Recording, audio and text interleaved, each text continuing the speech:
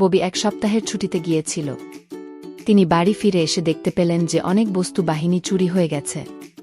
তিনি সঙ্গে সঙ্গে গোজেন্দা মেহুলকে ফোন করেছিলেন এবং বলেছিলেন যে তিনি তার 3 বন্ধুকে সন্দেহ করেছে। মেহুল তাদের 3 জনকেই জিজ্ঞাসা করার সিদ্ধান্ত নিলেন। জিমি, আমি আলপাসে ছুটিতে গিয়েছিলাম। এখানে আমার একটি ছবি রয়েছে। ওমা, আমি সৈকতে ছুটিতে গিয়েছিলাম। এখানে আমার একটি ছবি রয়েছে। স্যাম, আমি মরুভূমির সাফারির জন্য গিয়েছিলাম। আপনি আমার ছবিগুলি পরীক্ষা করতে পারেন। কে মিথ্যা বলতেছে আপনি কি বুঝতে পারেন?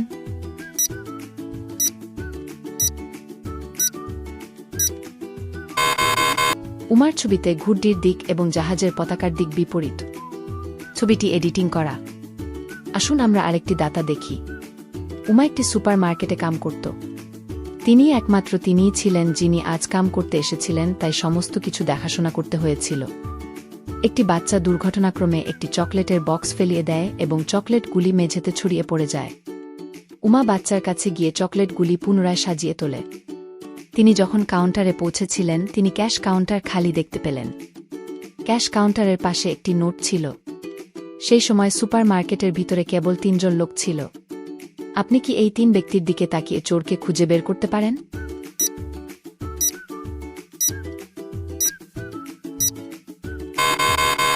দুই নাম্বার চোর। নোটটি লেখার পরে চোর কলমটি বাম দিকে রেখেছিল, যার অর্থ চোরটি একটি লেপটি। আসুন আমরা আরেকটি দাদা দেখি। আসামের একটি শহরে চুরির ঘটনা দ্রুত বাড়ছিল। পুলিশ চোরকে ধরতে অক্ষম ছিল, তাই তারা গোজেন্দা মেহুলকে তাদের সাহায্য করতে বলেছিলেন। মেহুল স্থানীয় সংবাদপত্রে একটি নিবন্ধ প্রকাশ করেছেন যে যে কেউ চোরের বিষয়ে কোনো তথ্য দিতে পারবে তাকে আমরা $1 মিলিয়ন টাকা পুরস্কার দিব। ওই দিনেই একজন ব্যক্তি মেহুলের সাথে দেখা করতে থানায় পৌঁছেছিল। তিনি মেহুলকে জানিয়েছিলেন যে তিনি একজন ব্যক্তিকে সন্দেহ করেছেন, যে ব্যক্তি আজ 3টি ঘরের মধ্য থেকে একটি ঘর থেকে চুরি করবে।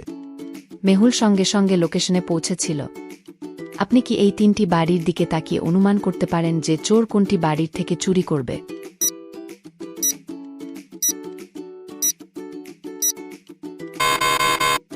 হাউস 1 বিক্রির জন্য প্রস্তুত এবং হাউস 2 একটি পার্টি চলতেছে।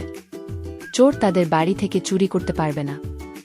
হাউস 3-এর প্রবেশদ্বারটি তুষারে আচ্ছাদিত, যার অর্থ মালিক দীর্ঘদিন থেকে বাড়িতে নেই। চোর এই বাড়ি থেকে চুরি করবে। আসুন আমরা আরেকটি দাতা দেখি।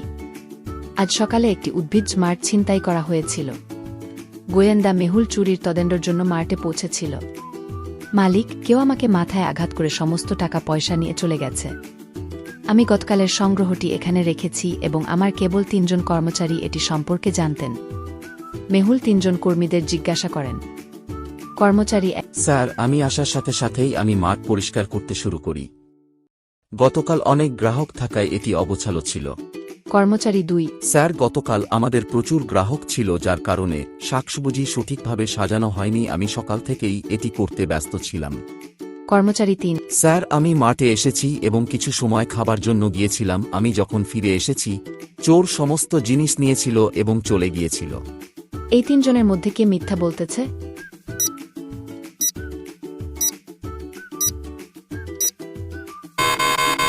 কর্মচারী 3 বলেছেন যে তিনি খাবার জন্য গিয়েছিলেন। সকালে কারা দুপুরের খাবার খায়? সে আতঙ্কিত হয়ে মিথ্যা বলল। সেই টাকা পয়সা চুরি করেছে।